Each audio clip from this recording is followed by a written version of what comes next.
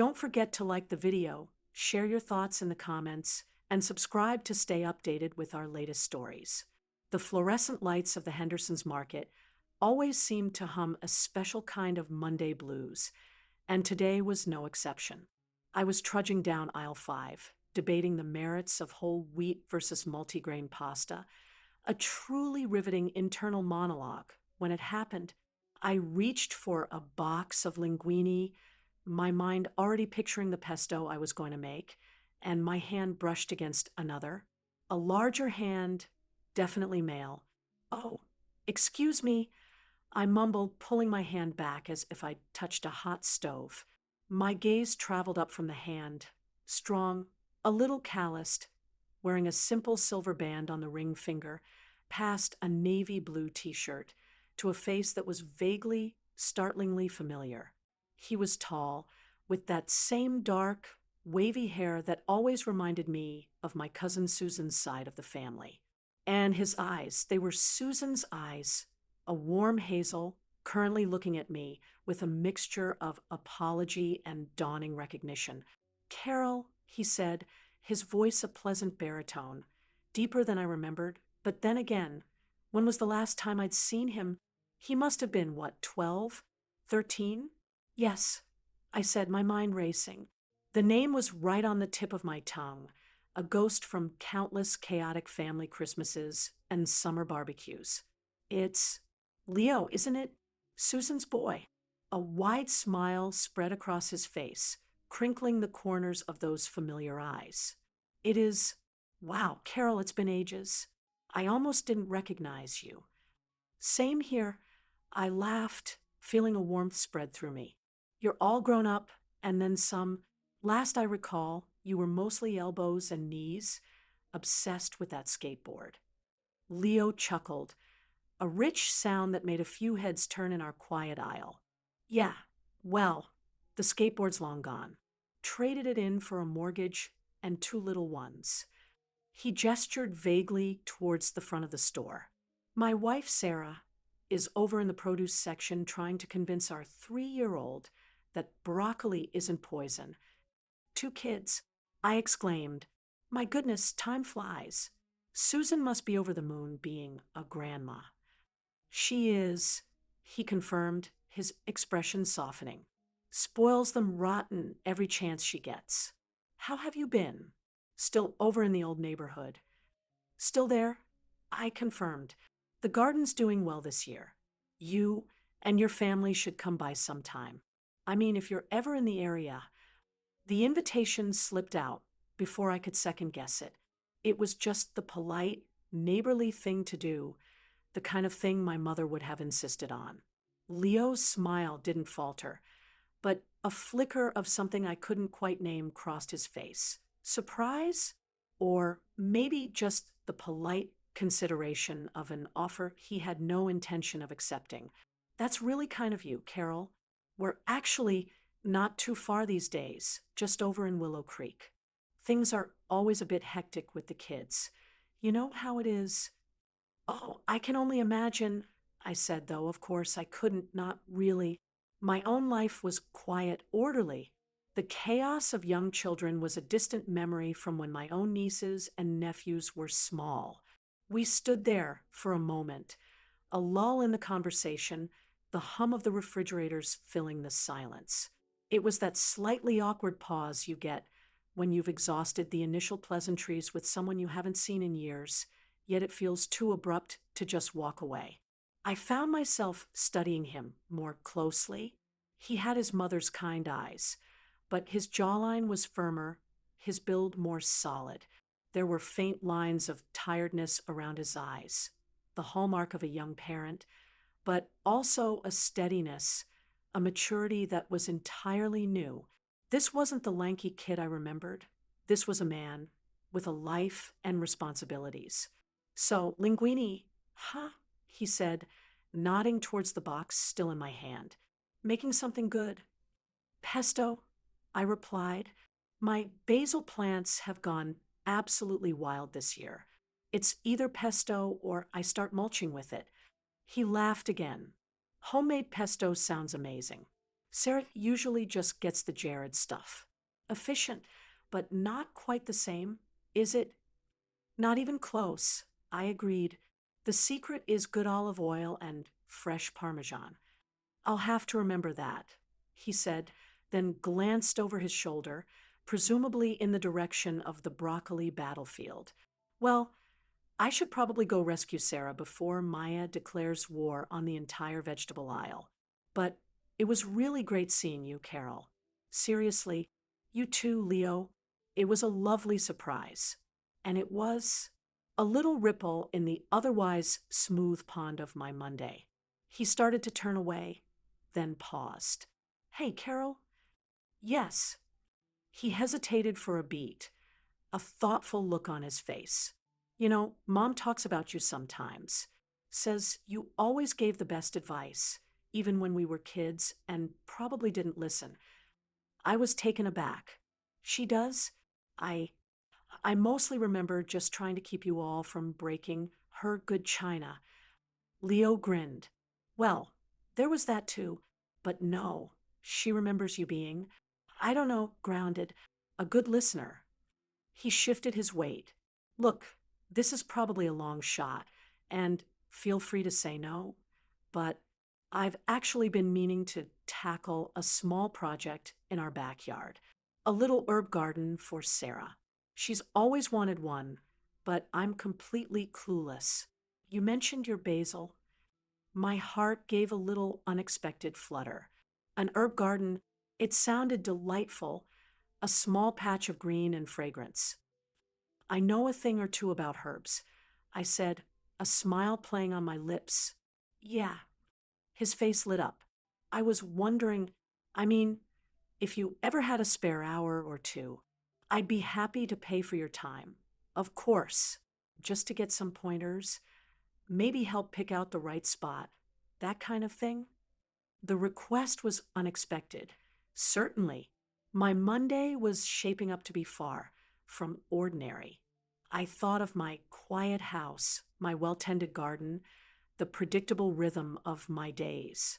And then I thought of this young man, my cousin's son, standing here with his earnest request and his mother's eyes, trying to do something nice for his wife. I wouldn't dream of taking any payment, Leo, I said warmly, but I'd be happy to help. When were you thinking? Relief and gratitude washed over his face. Really? That would be amazing, Carol. Thank you. How about maybe this coming weekend? Saturday morning, if you're free? Saturday morning sounds perfect, I replied, my earlier grocery store blues completely forgotten. Why don't you text me your address? We exchanged numbers right there between the pasta and the canned tomatoes. As he headed off to find his wife and child, a genuine spring in his step, I was left with a peculiar feeling. It wasn't just the surprise of seeing him or the nostalgia it stirred. It was something else, a sense of connection, a small, unexpected door opening in the quiet corridor of my life. I finished my shopping with a lighter heart, the thought of basil and soil, and a new little project making the fluorescent lights seem just a bit brighter. What I didn't know then was that this chance encounter, this simple offer to help with an herb garden, was about to become something much more profound. The rest of the week passed in its usual rhythm, but with an undercurrent of anticipation. I found myself thinking about Leo and his little family, about Susan, whom I hadn't seen in a couple of years, not since her husband, Frank, had passed. We exchanged Christmas cards, the occasional email, but life has a way of pulling people onto different tracks. Even family. I spent some time sketching out ideas for a small herb garden, considering sun exposure, soil types, and companion planting, things that were second nature to me, but might be overwhelming for a beginner. I thought about which herbs would be easiest for Sarah to start with. Resilient rosemary, prolific mint, in a container, of course, lest it take over their entire yard, fragrant lavender, and of course, basil. On Friday evening, as I was watering my own sprawling garden, the scent of damp earth and blooming roses filling the air, I felt a pang of something akin to nervousness. It was silly, really. I was just going to help a young man plant some herbs. But it felt like more than that. It felt like reconnecting with a part of my family, a part of my past, in a way I hadn't anticipated. My life, since my husband, Robert, passed away 5 years ago, had become contained, not unhappy, not lonely in a desperate way, but certainly smaller. My friends were wonderful, my hobbies fulfilling, but there was a predictability to it all. This felt new. Saturday morning dawned bright and clear, one of those perfect late spring days where the air is fresh and everything seems to shimmer with life. I dressed in comfortable gardening clothes, packed a small bag with my favorite trowel, some garden gloves, and a few seed packets I thought Sarah might like, some chamomile for tea, perhaps some dill. Pulling up to the address Leo had texted, I found a charming little blue house in a quiet, tree-lined street in Willow Creek. It was the kind of neighborhood filled with the sounds of children playing and lawnmowers humming in the distance. As I got out of the car, Leo came out the front door, a wide, welcoming smile on his face. Carol, you made it. Thanks so much for coming. He looked relaxed in jeans and a faded college sweatshirt. Of course, Leo. It's a beautiful day for it, I said, taking in the neatly kept front yard. This is a lovely spot. Thanks. We like it. It's a bit of a fixer-upper, but we're getting there. He led me around the side of the house to the backyard. It was a decent size, with a large oak tree providing shade on one side and a somewhat patchy lawn. In the sunniest corner, near the back fence, was the area he'd designated for the herb garden. It was currently just a square of bare earth he'd cleared. This is the spot I was thinking of, he said, a hint of apology in his tone. Doesn't look like much now, I know. It's perfect, I assured him. Good sun exposure. And a blank canvas is always the best place to start. Just then, the back door slid open and a young woman with kind eyes and a cascade of auburn hair stepped out, a toddler balanced on her hip and a little girl of about 5 or 6 peeking out from behind her legs. This had to be Sarah and their 2 little ones. Sarah, kids, this is Carol, Leo said, his voice full of affection. Carol, this is my wife, Sarah, and our daughter, Lily, and this little rascal is Tom. Sarah's smile was warm and genuine. It's so nice to finally meet you, Carol. Leo's told me so much about how you ran into each other. And Mom, Susan has always spoken so highly of you. It's lovely to meet you too, Sarah, I replied, feeling instantly at ease. And these two are adorable. Lily gave a shy wave, while Tom buried his face in his mother's shoulder. They're excited about the magic garden, as Lily calls it. Sarah chuckled, especially if it means fresh strawberries eventually. That's her current obsession. We can definitely plan for some strawberries next year, I said to Lily, who giggled.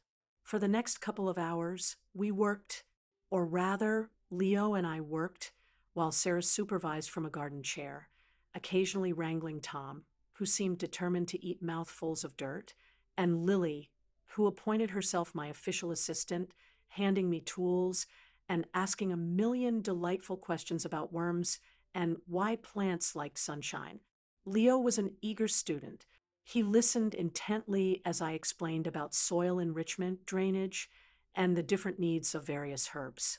He wasn't afraid to get his hands dirty, digging and turning the soil with a surprising amount of energy. We talked about our families, about Susan, about my late husband, Robert, and his love for tomato gardening. Leo shared stories about his work as a graphic designer and the joys and challenges of juggling a career with young children. There was an ease between us, a comfortable camaraderie that belied the years we'd spent as distant relatives. It wasn't just that he was Susan's son. There was a genuine connection forming, a sense of mutual respect and understanding. I saw so much of Susan's kindness in him, but also a quiet strength that was all his own. As we planted the small rosemary, thyme, and oregano starters I'd brought, along with the basil, mint, and lavender, the patch of bare earth began to transform. It was starting to look like a real garden, a place of promise. Lily, with great seriousness, placed little hand painted rocks around the border, her tongue sticking out in concentration. Sarah watched us, a soft, contented look on her face. The sun was warm on my back, the scent of freshly turned earth and young herbs filled the air, and the sound of children's laughter was a melody I hadn't realized I'd missed so much. Around noon, Sarah brought out lemonade and sandwiches. We sat on the grass, tired but satisfied, admiring our handiwork. "It looks wonderful, Carol," Leo said, his voice sincere. "Thank you. I mean, really, we never would have gotten this far, let alone made it look so good, without you." "It was my pleasure, Leo," I said, and I meant it. It's been a long time since I had so much fun getting my hands dirty with a new project. Sarah squeezed my arm. "You have a real gift, Carol, not just with plants, but, well, you're just very easy to be around. Mom was right about you." Her words warmed me more than the sunshine. As I looked at this young family, at the love and happiness that radiated from them, I felt a sense of peace, but also something else, a stirring, a reminder that life could hold unexpected joys, new connections, even when you thought your world had settled into a predictable pattern. As I was getting ready to leave, Leo walked me to my car. "I hope this isn't too forward," he began, looking a little hesitant. "But Sarah and I were wondering, we're having a small barbecue next weekend. Just a few friends, very casual. We'd love for you to come, if you're free, get to know some of our crowd." The invitation was another surprise, a pleasant one. "I'd like that very much, Leo," I said, smiling. "Thank you." "Great," he said, beaming. "And Carol, thanks again for everything. It meant a lot." There was an intensity in his gaze, a depth of gratitude that went beyond just help with an herb garden.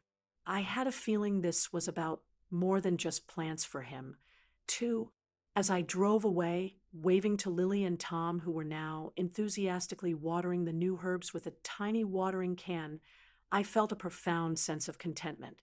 The grocery store encounter had indeed led to something unbelievable, not in a dramatic, sensational way, but in the quiet, meaningful way that genuine human connections unfold.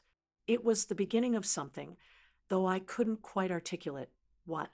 A thread, once loose, now woven back into the tapestry of family and perhaps into the fabric of my own heart. The following week leading up to the barbecue had a different texture. My usual routines felt infused with a quiet anticipation. I found myself humming as I tended my own garden, the image of Lily carefully placing her painted rocks around the new herb patch bringing a smile to my face. I even caught myself looking at recipes for a good side dish to bring, something more festive than my usual fare. It felt good to have something to look forward to, something that pulled me slightly out of my comfortable, if sometimes solitary, orbit. When Saturday arrived, it brought with it another perfect, sunny afternoon. I decided on a lemon orzo salad with feta and mint, light, fresh, and usually a crowd pleaser. As I drove over to Leo and Sarah's, I felt a familiar blend of slight social anxiety mixed with a pleasant curiosity. It had been a while since I'd been to a gathering where I knew almost no one. Their little blue house was already buzzing with activity. Music drifted from the backyard, a cheerful, upbeat tune, and the tantalizing aroma of grilling meat filled the air. Leo greeted me at the door with a hug that felt surprisingly natural and warm. "Carol, So glad you could make it. Come on through. Everyone's out back. The backyard, which I'd last seen as a work in progress, was now a lively scene. Fairy lights were strung across the patio, a couple of picnic blankets were spread on the lawn, and a small group of people, mostly couples in their 30s and 40s, I guessed, were chatting and laughing. Sarah, looking radiant in a summer dress, spotted me and rushed over, Lily trailing behind her holding a half-eaten hot dog. "Carol, welcome," she said, her smile as bright as the sunshine. "Your salad looks amazing. Here, let me take that." Lily, less shy this time, tugged on my hand. "Auntie Carol," she said, a title she seemed to have bestowed upon me herself. "Did you see my rock garden? Daddy said the herbs are growing." "I did, sweetheart, and it's the prettiest rock garden I've ever seen," I told her, and she beamed. That Auntie Carol warmed me from the inside out. It was a small thing, but it felt like acceptance, like belonging. Leo introduced me to their friends, Mark and Jen, who lived next door. David, a college buddy of Leo's, and his wife, Maria, and a few others whose names initially blurred together, but whose faces were open and friendly. They were a vibrant group, full of easy laughter and lively conversation. They asked me about my gardening, about my life in the old neighborhood, and seemed genuinely interested in my answers. I found myself relaxing, enjoying the casual atmosphere. It was different from the quieter gatherings I was used to with my own circle of friends, who were mostly around my age. There was an energy here, a youthful exuberance that was infectious. I watched Leo and Sarah interact with their friends, the effortless way they hosted, the clear affection they had for each other and for the people they'd invited into their lives. They were building a community, a support system, and it was lovely to witness. After a while, Leo found me sitting on the edge of the patio, sipping lemonade, and watching Tom attempt to teach a bewildered-looking beagle belonging to Mark and Jen. I learned how to play fetch with a pine cone. "Having a good time?" he asked, settling beside me. "I am," I said honestly. "It's a lovely party. You have wonderful friends." "Yeah, we're lucky," he agreed, looking out at the scene with a contented sigh. Then he turned to me, his expression a little more serious. "Carol, there's something I've been wanting to talk to you about, if that's okay. Something a bit more personal." My heart gave a little thump. "Of course, Leo. What is it?" I hoped it wasn't bad news about Susan. He hesitated for a moment, gathering his thoughts. "It's about my mom, actually, and, well, about my dad.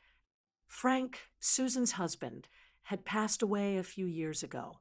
I knew it had been hard on Susan, though she always put on a brave face. She's doing okay, mostly," Leo continued, his gaze distant. "But since Dad died, things have been different. She's lonely, I think, though she'd never admit it. And I've been worried about her." "That's understandable," I said softly. "Grief takes its own time and its own path." "Yeah," he said, nodding, "but it's more than that. She's become kind of isolated. She doesn't get out much. Her old friends, a lot of them have moved away or have their own health issues. And she's stubborn, Mom. She doesn't like to ask for help or admit she's not coping as well as she pretends." I knew exactly what he meant. Susan had always been fiercely independent. "The thing is," Leo went on, his voice lowering slightly, "when I ran into you at the grocery store, it was like a sign or something. Mom always talked about how much she valued your friendship, how you two could talk for hours about anything and everything. She said you were one of the few people who really understood her." I felt a lump form in my throat. I hadn't realized Susan felt that way, or at least I hadn't appreciated the depth of it.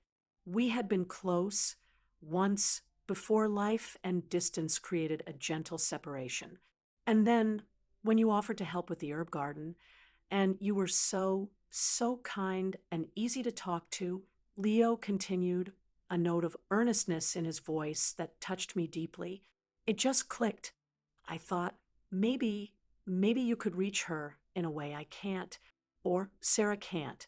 Not because we don't try, but because you have that history, that shared experience. He looked at me, then, his hazel eyes, so like his mother's, filled with a plea. Carol, I was wondering if you might consider reconnecting with her, maybe call her, or suggest meeting up for coffee. I know it's a lot to ask, you have your own life, but my mind reeled slightly. This was the you won't believe what happened part, perhaps. Not a dramatic event, but a quiet, profound request. He wasn't just asking for my help with his mother. He was offering me a bridge back to a friendship I hadn't realized I'd missed so much, and perhaps offering Susan a lifeline she didn't even know how to ask for. The subtle tension I'd felt around Leo, the feeling that there was something more beneath the surface of our reacquaintance, suddenly made sense. It wasn't about me and him, not in any romantic or untoward way. It was about family, about connection, about caring for someone we both loved in our different ways. I thought of Susan, of her infectious laugh, her sharp wit, her underlying vulnerability that she guarded so fiercely. I thought of the years we'd shared, the confidences exchanged over countless cups of tea. And I thought of Leo, this wonderful young man, so perceptive and caring, reaching out not for himself, but for his mother. Leo, I said, my voice a little shaky with emotion. You don't have to ask me twice. Of course, I'll call her. I'd love to reconnect with Susan. A wave of relief washed over Leo's face, so profound it almost brought tears to my own eyes. Oh, Carol, thank you. That means more than you know. She means a lot to me too, Leo, I said softly. I think I think I've missed her more than I realized. He reached out and squeezed my hand, a simple gesture of gratitude that spoke volumes. In that moment, sitting on their sunny patio, surrounded by the happy sounds of their life, I felt a connection not just to Leo or to Susan, but to something larger, to the enduring power of family in all its complicated, messy, beautiful forms. The herb garden had been a catalyst, a way for us to find common ground. But this was the real fruit of that chance encounter in the grocery store. It was an opportunity to nurture not just plants, but relationships. And as I looked at Leo, at the hope and love shining in his eyes, I knew it was a challenge I was more than ready to embrace. This wasn't just about helping Susan. It was about allowing myself to be drawn back into the wider circle of family, and in doing so, perhaps finding a richer, fuller bloom in my own life as well. The barbecue wound down as the afternoon mellowed into evening. The fairy lights twinkled to life, casting a soft glow over the lingering guests. I helped Sarah clear away plates and chatted with Maria about her book club, feeling a comfortable sense of inclusion. Before I left, I exchanged numbers with Sarah, promising to send her the orzo salad recipe and to call Susan within the next few days. Driving home, the streets quiet and dusky, I felt a sense of emotional fullness I hadn't experienced in a long time. It was more than just the pleasant tiredness after a social event. It was a feeling of purpose, of being needed, and of having reestablished a link that had unknowingly been dormant. Leo's request hadn't been a burden. It felt like a gift. The next morning, Sunday, I woke with a sense of resolve. I made myself a cup of tea and sat on my own patio, surrounded by my familiar garden, but seeing it with slightly different eyes. It was a sanctuary, yes, but perhaps it had also become a bit of a fortress. Leo and Sarah, with their open hearts and their vibrant young family had gently reminded me that there was a world beyond my well-tended hedges, a world I was still very much a part of, summoning my courage because it did take a little after all this time. I picked up the phone and dialed Susan's number. It rang 3 times, and I almost lost my nerve and hung up, but then her voice, so familiar yet with a new tinge of weariness I hadn't registered on Christmas calls, came on the line. Hello, Susan? It's Carol. Carol Foster. There was a pause, a heartbeat of silence. Then, Carol, my goodness, what a surprise. How are you? There was genuine warmth in her tone, but also that hint of guardedness I'd come to expect. I'm well, Susan. And you? Oh, keeping on, she said, a phrase that could mean anything and everything. What prompted you to call, dear? Not bad news, I hope. No, no bad news at all. I reassured her quickly. Actually, I had a rather lovely surprise myself recently. I ran into Leo at Henderson's Market. You did. Her voice lifted. He didn't mention it. That boy, how is he? And little Sarah and the children? They're wonderful, I said, smiling. In fact, I spent yesterday with them. They have a lovely home over in Willow Creek. Leo was telling me he wanted to start an herb garden for Sarah, so I went over to give him a few pointers. An herb garden? Leo. Susan sounded genuinely astonished. Well, wonders never cease. He never showed the slightest interest in digging in the dirt when he was a boy, unless it was to look for worms to scare his sister with. I laughed. Well, he's quite enthusiastic now. We got a nice little patch started for them. Sarah and the children are lovely. Susan, you must be so proud. Oh, I am, she said, and for the first time, the weariness in her voice seemed to recede, replaced by a softer, more tender tone. They're good children, and Sarah is a godsend. We talked for a few more minutes about Leo and his family, the easy rhythm of conversation slowly returning like a path rediscovered. Then I took a breath.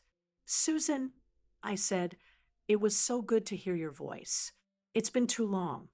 I was wondering, would you perhaps be free to meet up for coffee sometime this week? My treat. We could catch up properly. Another pause. This one felt longer. I could almost hear the internal debate. Would she retreat into her shell? Make an excuse? Then coffee? That sounds nice, Carol. Yes, I think I'd like that. There was a touch of surprise in her own voice, as if she hadn't expected to agree. When were you thinking? Relief washed over me. How about Wednesday morning? Say 10 o'clock? There's that little cafe, the Cozy Bean, on Elm Street. Do you know it? I do. Wednesday at 10 sounds perfect, she said, a new note of anticipation in her voice. It will be good to see you, Carol. You too, Susan. I'm really looking forward to it. When we hung up, I sat for a moment, a slow smile spreading across my face. The first step, perhaps the hardest, had been taken. It wasn't just about fulfilling a promise to Leo. It was about reclaiming a friendship that had, for no particular reason other than the gentle drift of time, been allowed to fade. Wednesday morning arrived with a soft drizzle, the kind that makes cozy indoor activities all the more appealing. The Cozy Bean was bustling, the aroma of coffee and baked goods a welcoming embrace. I spotted Susan at a small table near the window, already nursing a cup of tea. She looked smaller than I remembered, and the lines around her eyes and mouth seemed more pronounced. But her hair, still mostly that rich dark brown with just a few threads of silver, was neatly styled, and she wore a smart navy jacket. As I approached, her face broke into a genuine, unguarded smile. Carol, there you are. Susan, I said, sliding into the chair opposite her. It's so good to see you. And it was. The initial awkwardness melted away as we ordered coffee for me and another tea for her and began to talk. Really talk. We spoke of Leo and his family, of course, and Susan's pride in her son and grandchildren was palpable. She shared anecdotes about Lily's precociousness and Tom's mischievous streak, her eyes lighting up. Then, hesitantly at first, the conversation deepened. I spoke a little about Robert, about the quietness of my life since he'd gone, not in a self pitying way, but just stating the reality of it. And Susan, in turn, began to open up about Frank. She spoke of the loneliness, yes, but also of the frustration of feeling like a spare part sometimes, of missing the easy companionship, the shared history. It's the little things, she said, her gaze fixed on her teacup. Not having anyone to tell about the funny thing the cat did, or to argue with over the crossword puzzle. Leo and Sarah are wonderful. They call, they visit, but they have their own lives, their own whirlwind. And I don't want to be a burden. You're not a burden, Susan, I said gently. They love you very much. Leo is worried about you. That's partly why he was so keen for us to reconnect. He hoped I could be a friend to you again. Tears welled in her eyes, and she quickly dabbed at them with a napkin. That boy, she whispered, her voice thick with emotion. He's too good. She looked at me, her eyes searching mine. Is it that obvious? That I'm not coping all that well? It's obvious that you've been through a tremendous loss, I said, and it's okay not to be okay all the time, Susan. It's okay to lean on people. That's what friends are for. She reached across the table and squeezed my hand, her grip surprisingly strong. Oh, Carol, I've missed you. I really have. I just, I got so used to managing on my own. I forgot how to ask. Well, you don't have to ask, I said, smiling. Consider me officially re-enlisted in the friend department. We talked for nearly 2 hours that morning. We laughed, we shed a few tears, and we rediscovered the easy intimacy that had once defined our friendship.